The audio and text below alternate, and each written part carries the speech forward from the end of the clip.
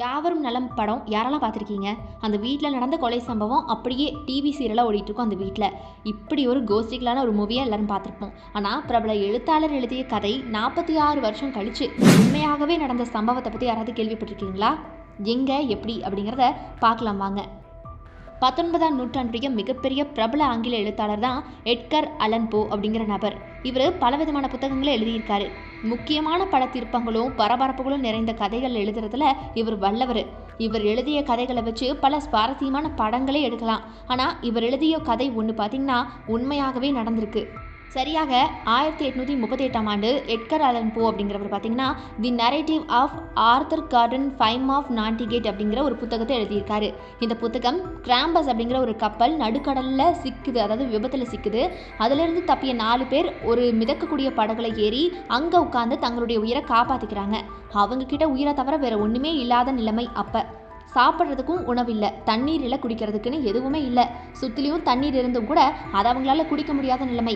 உணவுக்காக எதுவுமே கிடைக்காதங்க. அதே நேரத்தில் வெளியிலிருந்து தங்களை காத்துக்கிறதுக்கும் இரவு நேரங்களில் தங்களை குளிரிலிருந்து காத்துக்கிறதுக்கும் அங்கே எதுவும் இல்லை.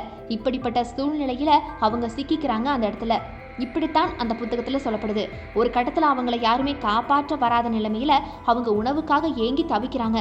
இப்படியான நிலைமையில ஒரு கட்டத்தில் ரொம்ப கொடூரமா உணவை தேடி தங்களில் ஒருத்தனுடைய உயிரை கொண்டு மற்ற 3 பேரும் உயிர் பிழைக்கலாங்கிற முடிவுக்கு வராங்க.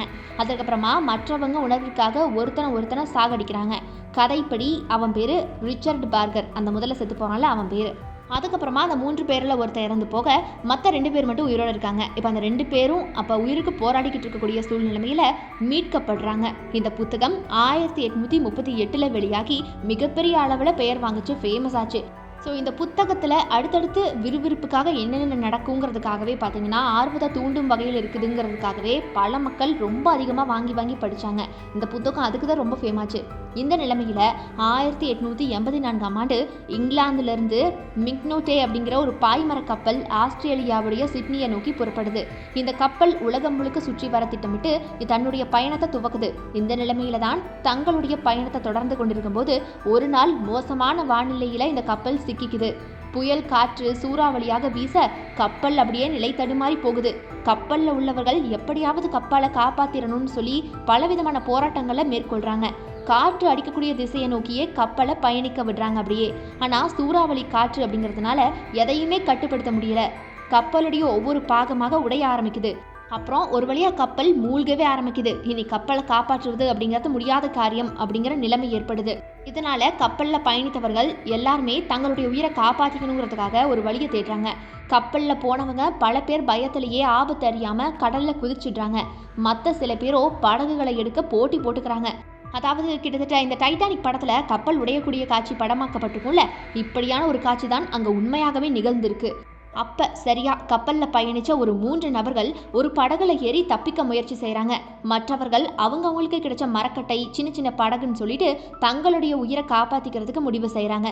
இப்படியாக தனியாக ஒரு படகுல ரிச்சர்ட் பார்கர் அப்படிங்கிற 17 வயசு சிறுவன் ஒருத்தன் சிக்கிக்கிறான். இவங்க கப்பல் முழுக்கவே மூழ்க ஆரம்பிக்குது.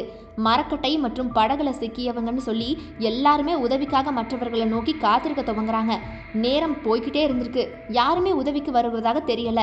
அந்த பகுதி வழியா வேறு வேறு கப்பல்கள் எதுவுமே வருவதற்கான அறிகுறி கூட தென்படல. இதனால என்ன செய்யறதுன்னு தெரியாம முழிக்க ஆரம்பிக்கிறாங்க. இதனால கப்பல்ல பயணிச்சவர்கள் எல்லாருமா நாள் கணக்குல உதவிக்காக காத்திருக்க துவங்குறாங்க. அவங்களுக்கு உணவு தண்ணீர்னு எதுவுமே இல்லாத நிலைமை ஏற்படுது. கடல் தண்ணீருடைய ஓட்டத்துல ஒவ்வொருவருமே ஒவ்வொரு திசையை நோக்கி மெதுவா பிரிஞ்சு போறாங்க. இந்த நிலைமையில 3 பேர் தனியாக இருந்தாங்களே அவங்களுக்கு பசி மயக்கம் ஏற்படுது. அதே போலதான் ரிச்சர்ட் பார்கரும் பாத்தீங்கன்னா பசி மயக்கத்துக்கு போறான். இப்போ என்ன ஆக ஆரம்பிக்குது, இந்த 3 பேர் இருந்த படகும் ரிச்சர்ட் பார்கர் மயக்கானால அவன் இருந்த படகும் வேறு வேறு திசையில பயணிக்க ஆரம்பிக்குது. இந்த நிலைமையில இந்த 3 பேருமே ரிச்சர்ட் பார்கரை கொன்னுட்டு அவனுடைய சதைகளை உணவாகவும் அவனுடைய ரத்தத்தை குடிச்சும் தங்களுடைய பசியை போக்கிக்க திட்டமிடுறாங்க. 3 பேருக்கும் வேற வழியும் தெரியல. அவங்க கெட்டவங்க இல்லை, கொடூரமானவங்க இல்லை. இருந்தாலும் அந்த பசியும் மயக்கமும் அவங்கள இந்த மாதிரி ஒரு நிலைமைக்கு தள்ளுது. ரிச்சர்ட் பார்கர் முற்றிலுமா உணவு தண்ணீர் இல்லாம அப்படியே மயக்கமான நிலைமையிலே இருந்திருக்கான். இந்த நிலைமையை பயன்படுத்திக்கிட்டு அந்த மிச்சம் இருந்த 3 பேரும் ரிச்சர்ட் பார்க்கர் படகுக்கு வந்து அவங்க வச்சிருந்த ஒரு கூர்மையான ஆயுதத்தை வச்சு குத்தி கொலை செஞ்சு அவனுடைய ரத்தத்தை குடிச்சு அவனை சாப்பிட்டு உயிர் வாழ்றாங்க. அதாவது எட்கர் அலன் போ அப்படிங்கிற நபர் எழுதிய கதையில வர மாதிரியே உண்மையாகவே நடந்திருக்கு. அதற்கப்புறமா அந்த 3 பேரில் ஒருத்தன் இறந்து போக மற்ற இருவருமே அந்த வழியாக வந்த வேறு ஒரு கப்பலால் மீட்கப்படுறாங்க. அதற்கப்புறமா இவங்க கொலை செஞ்ச சம்பவம் வெளியில பரவி இவங்க 2 பேருமே கோர்ட்ல நிறுத்தப்படுறாங்க. கோர்ட் இவங்களுக்கு முதல்ல தூக்கு தண்டனை விதிச்சு தீர்ப்பளிக்குது. அதற்கப்புறமா நடந்த மேல்முறையீட்டில் இவங்களுடைய தண்டனை காலம் 6 மாதம் சிறை தண்டனையாக குறைக்கப்படுது. 1838ஆம் ஆண்டு எட்கர் அலன் போ அப்படிங்கிற மாபெரும் எழுத்தாளர் எழுதிய ஒரு புத்தகத்துடைய கதை உண்மையாகவே நடந்திருக்கு அப்படிங்கிறது மக்களுக்கு பெரும் ஆச்சரியத்தையும் அதிர்ச்சியையும் ஏற்படுத்தியிருக்கு. சம்பவம் மட்டுமல்லைங்க, அவங்க கதையில வந்த ஒரு கதாபாத்திரம் படகுல இருக்கக்கூடிய மற்றவங்களுக்கு உணவாக மாறுது. அதே போல ஒருத்தன் இறந்து போறான், மிச்சம் இருக்கக்கூடிய அந்த 2 பேர் மட்டும் தப்பிக்கிறாங்க. அந்த கதாபாத்திரத்துடைய பேரும் கூட ஃபர்ஸ்ட் செத்து போனால ரிச்சர்ட் பார்க்கர், அவனுடைய பேரும் கூட அந்த புக்ல வரக்கூடிய முதல் பேரோட ஒத்து போகுது. உண்மையிலேயே நடந்த சம்பவத்துல இறந்து மற்றவங்களுக்கு உணவாக ஒரு சிறுவனுடைய அந்த பெரும் தியாகம் இருக்கு இல்லையா, அந்த தியாகம் தான் அந்த புக்லயும் பேசப்பட்டிருக்கு, நிஜ சம்பவத்திலயும் நடந்திருக்கு. அவன் பேரு ரிச்சர்ட் பார்க்கர். எப்படி புக்ல வந்து அதே பேர் அவனுக்கு இருக்கு? இதை கேள்விப்பட்டதுமே பல பேரும் இது எப்படி சாத்தியம்னு ரொம்ப அதிசயத்துல மூழ்கி போறாங்க. இந்த செய்தி இங்கிலாந்து முழுக்க மிக பிரபலமாக பேசப்பட்டிருக்கு அந்த காலகட்டத்தில். ஸோ இதனுடைய தாக்கத்தின் விளைவாகத்தான் பிரபல ஹாலிவுட் திரைப்படமான லைஃப் ஆஃப் பை திரைப்படத்தில் நடித்த புலியுடைய பெயரும் ரிச்சர்ட் பார்க்கர் அப்படின்னு வைக்கப்பட்டிருக்கான். நடுக்கடலில் கற்பனையிலையும் நிஜத்திலையும் ரிச்சர்ட் பார்க்கர் வலிமை இழந்தவனாக இருந்ததால் உயிரை விட்டுருக்கான். அதே ரிச்சர்ட் பார்க்கர் கிட்ட வலிமை இருந்திருந்தா என்ன நடக்கும் அப்படிங்கிறது தான் அந்த திரைப்படத்துடைய இயக்குனருடைய கற்பனையாக இருந்திருக்கு. அந்த திரைப்பட கதையில் ஒரு சிறுவனும் ஒரு புலியும் ஒரு படகுல இதே மாதிரி நடுக்கடலில் மாட்டிக்குவாங்க. கிட்டத்தட்ட இந்த சம்பவங்களை தழுவித்தான் அந்த படம் எடுக்கப்பட்டிருந்திருக்கு. எட்கர் அலன் போ எழுதிய கதையில் வரக்கூடிய காட்சிகள் சம்பவங்கள்னு சொல்லி எல்லாமே உண்மையாகவே நடந்திருக்கு. அதில் இருக்கக்கூடிய கதாபாத்திரத்துடைய பெயர் கூட அப்படியே இருந்திருக்கு. அதே போல் அந்த காலகட்டத்தில் இது மிகப்பெரிய அதிர்ச்சியை கிளப்பியிருக்கு, பல விவாதங்களையும் எழுப்பியிருக்கு. நிறைய மக்கள் என்ன சொன்னாங்கன்னா, அது எப்படி ஒரே சம்பவம் ஒத்து போகும், நிஜமாவே கதையில் வந்தது எப்படி இங்கே உண்மையாக நடக்கும், அதுவும் அந்த பையனுடைய பேரும் ஒன்று தான், இந்த பையனுடைய பேரும் ஒன்று தான், அதே போல் அந்த பையனை கொண்டு சாப்பிட்ருக்காங்க, 2 பேர் மட்டும் தப்பிக்கிறாங்க, இது எப்படி எதர்ச்சியாக நடக்கக்கூடிய சம்பவமாக இருக்கும்?